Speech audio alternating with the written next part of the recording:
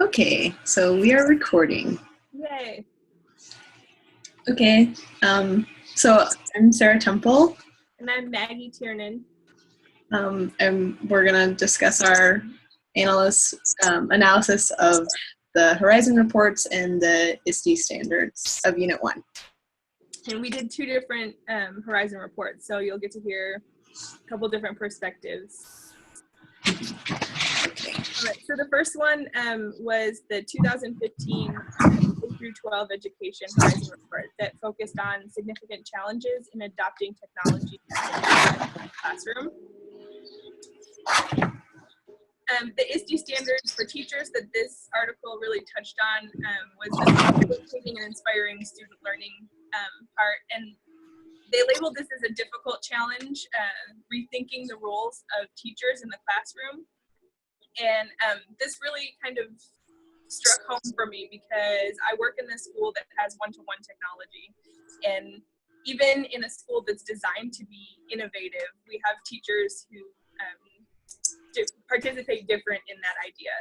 So I think the article really talked mostly about taking our teachers from people who consider themselves keepers of knowledge, where they hand out content to the students. That's their job, is to just pass out information. Taking that step by step, progressing to be a facilitator of learning, somebody that guides students in their own learning. And then the ultimate goal would be to be a learning collaborator with the students, where the students and the teacher are kind of personalizing their learning experience. The students get to choose their own learning pathway, and the teacher just kind of keeps them on track and guides them in that process, which sounds really cool to me.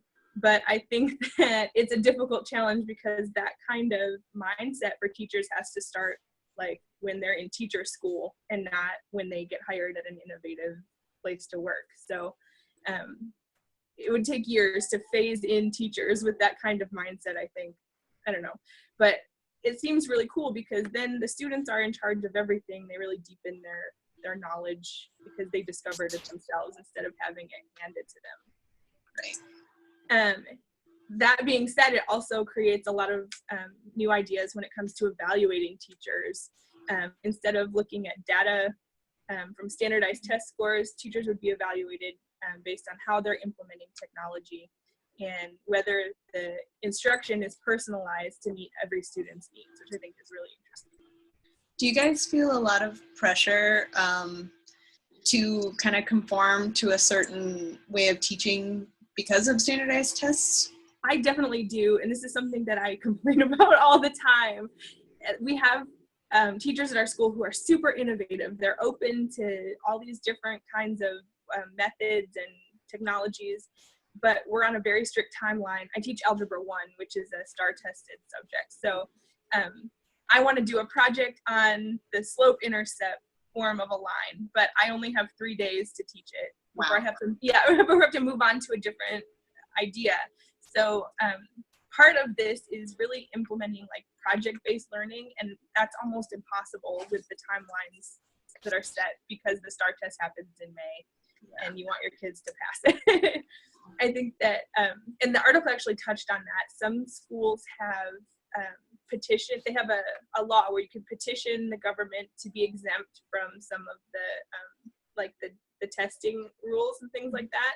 It might have been in Iowa, which I think is so cool. Like, I'm ready to sign that petition. Like, we don't want to do the STAR, we want to actually learn something.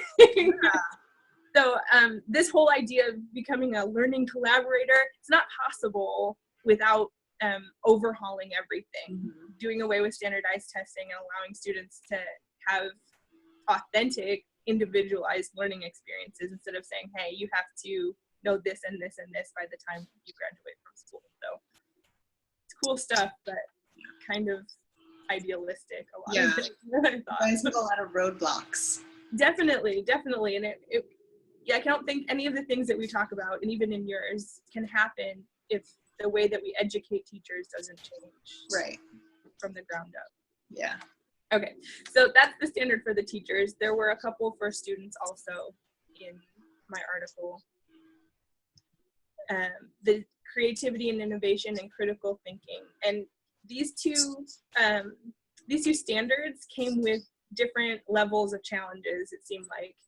The article talked about creating authentic learning opportunities, which would be a solvable challenge, I think, because it can happen on like a classroom level or even a school level, and not necessarily like a district or a state level.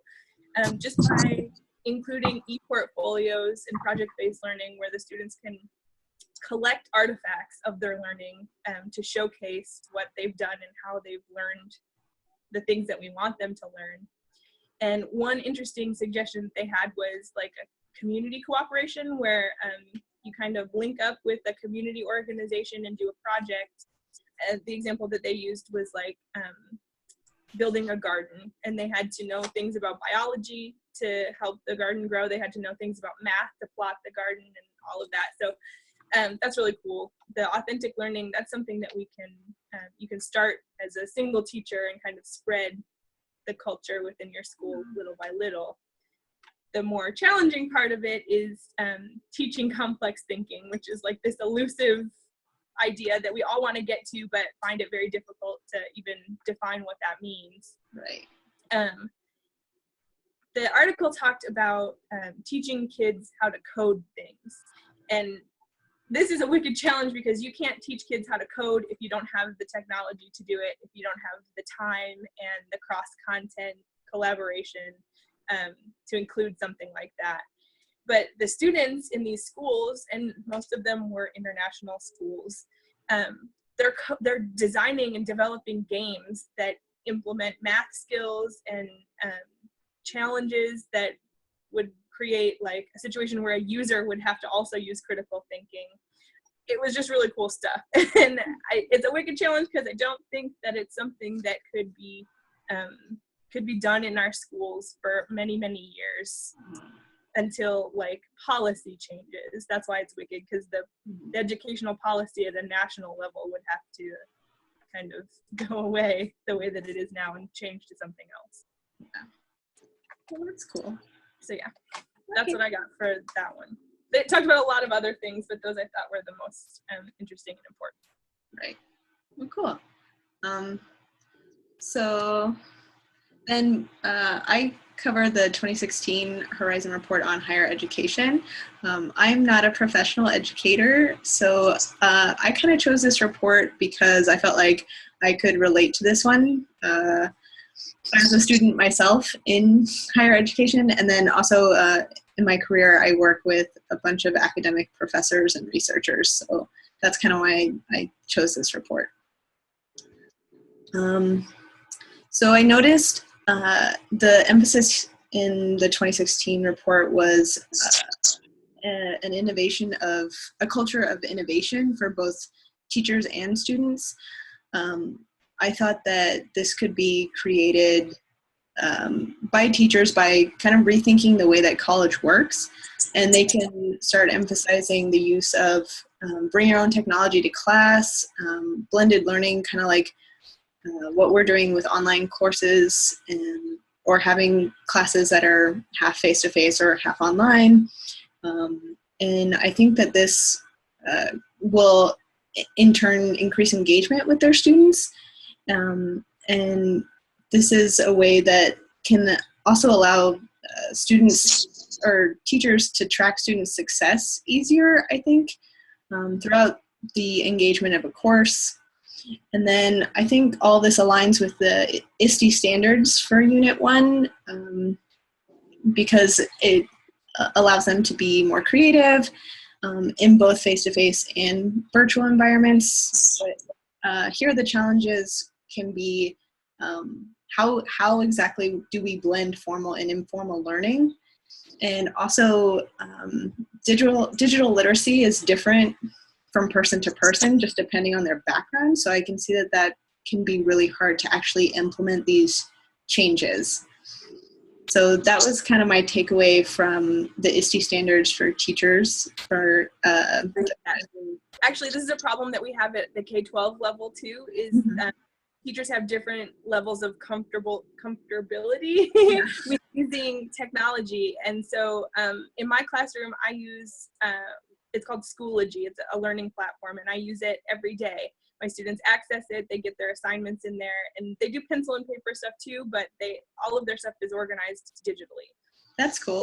It is really cool. It's really cool. But there are teachers at the school who are not as comfortable like uploading assignments or creating a video for their students to watch, and they don't use it as much, even though we have professional development. But I think that if you create this culture of saying, hey, this is how we do it at the college level or at the high school level or wherever, then people get on board more willingly. Right. And then eventually it will be standardized across everything. Exactly.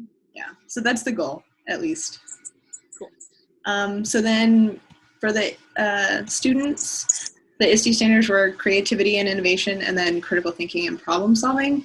So what I really noticed from this Horizon report was the emphasis on social networking, which of course with our generation and younger is really popular. Social networking allows for learning at any time. One of the examples they used was they gave students in a marketing class an Instagram assignment to where they promoted a project through Instagram. And I thought that was really cool because it allows for innovation and practical application of the theories that students are learning in class. So I think that helps sustain the learning. And I think that's really important with our globalizing market to have different skills that can translate to different careers. And I think that this promotes critical thinking. And the only thing here is that there's going to be challenges in how to balance our connected lives and unconnected lives. Like, people spend a lot of time on social media. So it's basically finding a balance of, how you can learn from it and then how you can separate out your personal life. Also, I think another one of the challenges would be keeping education relevant. So it's keeping the material that we have relevant with the changes in technology and all the new social networking stuff that comes out. It changes all the time, and what's popular changes, minute to minute. You never know. Absolutely. Yeah, one of my critiques with the report was that they had a panel of experts who were all basically professors at universities talking about the future of technology in education. And I thought it would have been more in line with the ISTE standards if they actually included some students to get their opinions in the panel. I thought that would have been more collaborative and probably would have had more innovative results. So that was kind of my one critique of the Horizon report. Yeah, I think that's an excellent idea, especially because the ISTE standards for this is talking about being creative and problem solving and decision making. And I think if you include students on the panel, it makes that metacognitive connection where they're actually considering their own experience and evaluating it for themselves, instead of teachers who don't actually know what the learning experience was like except for maybe the data. You have a different perspective from someone who actually experienced the learning experience. Yeah, I think that's a great idea. Yeah. All right. So that's it. That's our report. And yeah, we'll see you guys for the next unit, I guess. Oh. Let's see.